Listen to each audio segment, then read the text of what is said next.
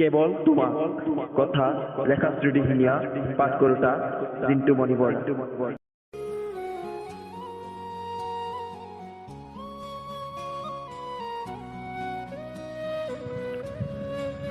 কিয় ইমান মৰম তোমাৰ প্ৰতি মোৰ? কিয় ইমান মৰম মোৰ প্ৰতি তোমাৰ? কিবা জানো উত্তৰ আছে তোমাৰ হাতত? বিশাল আকাশক সোধাচোন, নহ'লে গভীৰ সাগৰক সোধা, কিয় ইমান ভাল পাওঁ তোমাক? পাবা জানো কিবা উত্তৰ? মই জানো একো সমিধান নাই যে তোমাৰ হাততো। বতাহো আজি নিমাত তোমাৰ প্ৰেমৰ ওচৰত। জানা, মোৰ হাততো নাই যে একো সমিধান, ইমান ভাল পাওঁ তোমাক।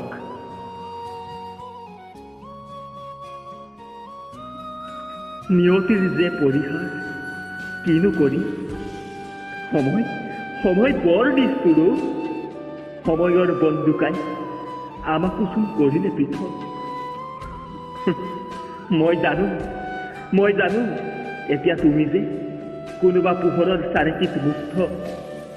তথাপিও মই তোমাৰ প্ৰেমতেই আজি আবদ্ধ।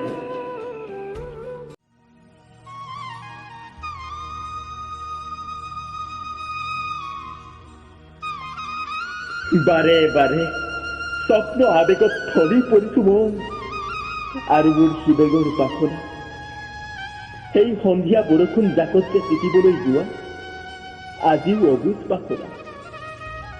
মোৰ মন আৰু হৃদয়ৰ মোহনা আজিও চোন সেই বৰষুণৰ টোপাল পৰিয়েই আছে।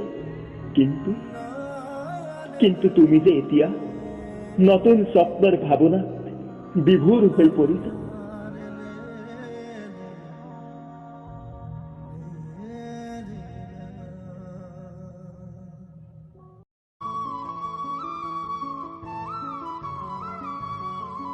তথাপিও জানা, আজিও মই তোমাৰ মৰম ভালপোৱাবোৰৰ মাজতে আবদ্ধ।